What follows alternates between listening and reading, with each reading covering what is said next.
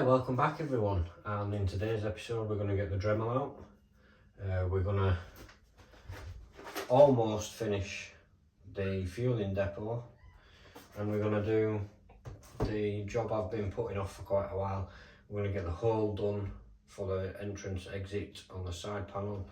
We're going to get the rail aligners fitted, and we're going to test a couple of locos. So let's jump straight into it.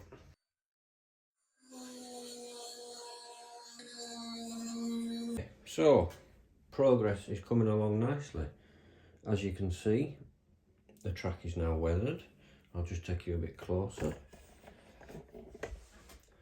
The track has been weathered. It's currently drying. I've already scraped off the rail tops. I have just finished priming the rest of the small parts. These small parts are all painted, ready to be fit. We'll get them painted. But I have spotted a potential disaster. When I got the Dremel out, I'm sure you've already spotted it just there, I've accidentally caught the switchblade and took quite a fair chunk out of it really. I'm not happy. It's obviously a mistake that's been made by me, and I should have seen it coming, but I didn't. So I'm going to let this weathering dry, and then I'm going to chuck a local on. And I personally don't think it's going to work. I think it's going to derail.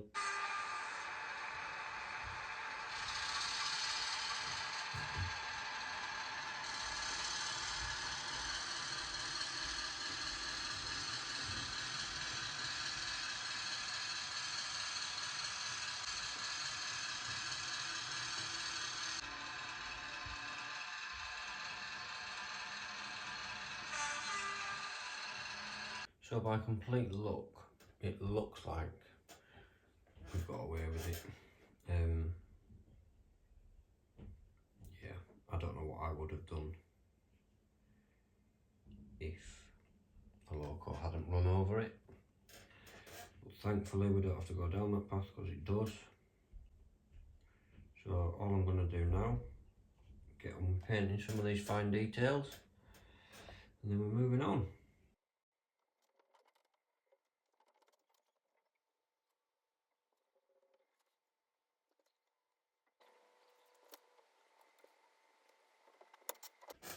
So I've painted a lot of the small details, and now we're just going to start assembling some of them.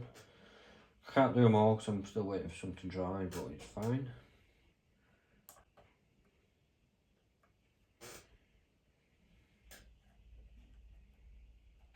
Not going to glue them in just yet. I will do before obviously it's fitted into the board, but just for now.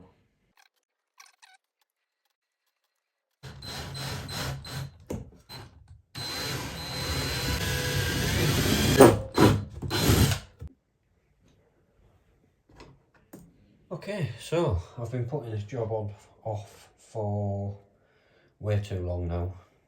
I just don't want to mess it up. This is going to have to be in exactly the same place now on every board, just so they all line up for obvious reasons. So we're going to get it cut out, sand it down, get it all nice and smooth, looking decent. Let's go on with it. Alright, that's actually turned out a lot better than I thought it would. I did take this bit of track up just so I could cut level at the bottom, so sorry, the cork, so I've just relaid that piece of cork there, so that's just drying.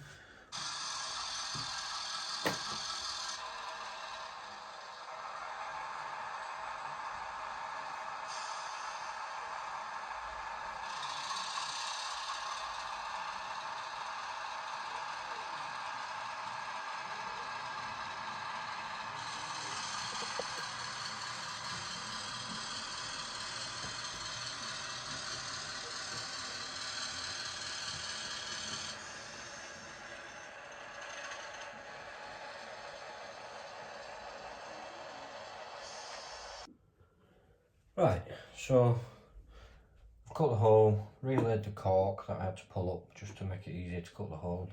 I've cut the piece of track to length. Now, as you can see, it's too long. So we're going to get the, I think they're pronounced Zeron, if it'll focus. Now, as you can see, this side of them is flat. That's the side you want against the good bit, the bit of track that you're keeping. Because this side, let me just focus it. Sorry, it's not going to focus, but the flat side is this side. Okay, the bit with the groove in, that side, this side of the track will, what's the word? It'll sort of compress and get crushed, and I'll show you what I mean once I've cut it. So as you can see, it's tuned the track up a bit and it's not smooth. Whereas that piece that's still on the board, that piece there, you'll get a fish plate straight on there with no issues. You won't have to sand it down or anything.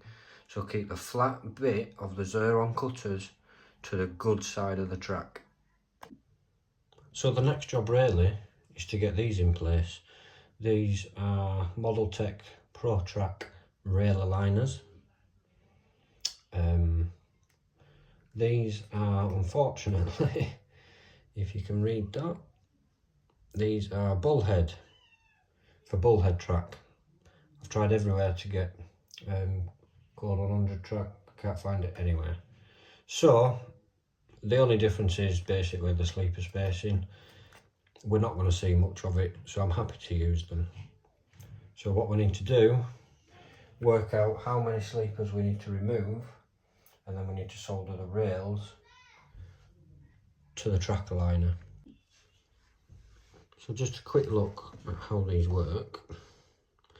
As you can see, they're grooved and they fit perfectly together. So this is on one board, this is on the other board. Slide the boards together,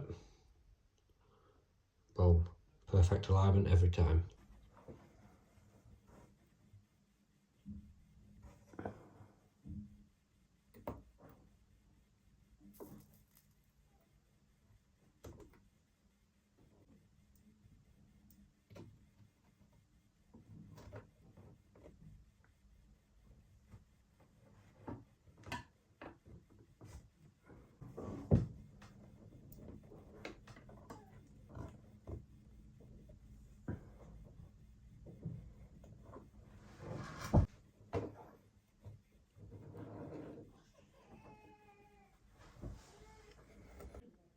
So I'm going to call this episode good.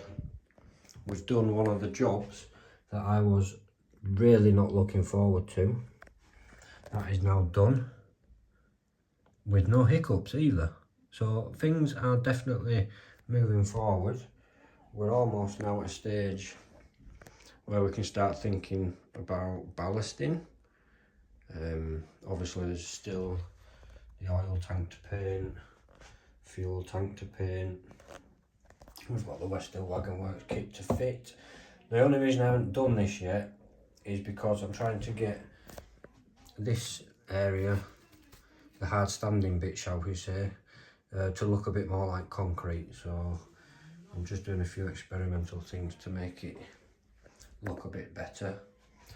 As with this as well, I've got a section that's going to fit between the rails, and that's another hard standing. A lot of work to do, but a lot of work has been done. So I want to thank you very much for watching, and I will see you in the next video.